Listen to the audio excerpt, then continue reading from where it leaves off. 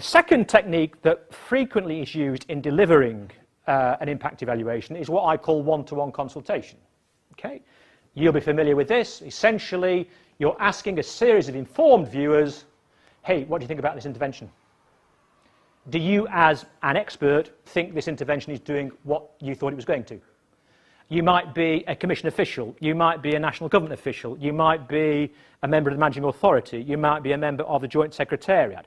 Expert views on a one-to-one basis. What do you observe about this intervention?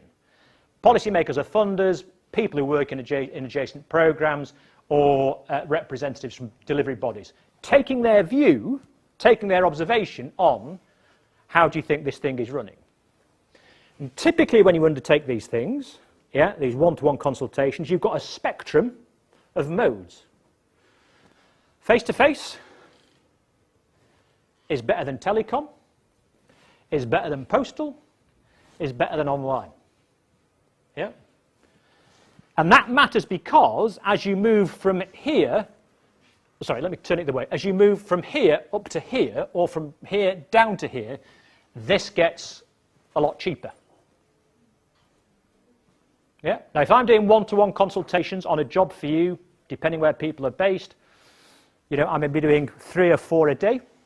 Interviews, extended interviews. What do you think about the program? Here's the logic chain. How do you think logic chains perform? Yeah. So quite expensive. When you're doing it online, you can reach thousands of people very quickly, very cheaply. But what is the penalty you pay for cheapness here?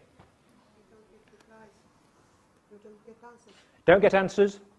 Quality. And what particular aspect of quality? Level of detail and depth. Yeah. So the more you go for cheap, crudely put, at this end, the less richness of input and response you get back. Yeah. The great benefit of face-to-face is, you know, I can have a conversation with you and you make a point and I say, well, why'd you say that?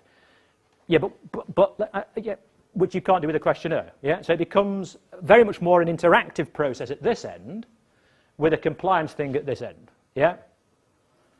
Online is very fashionable at the moment because it's cheap, it's technical. For a lot of evaluation work, it's really pretty hopeless in terms of getting real quality, original feedback on how your program is performing. So try and get a bit of a balance. Generally, in my experience, these are very good for really understanding the issues originally. These are actually quite good for confirming at scale what other people have said. Okay?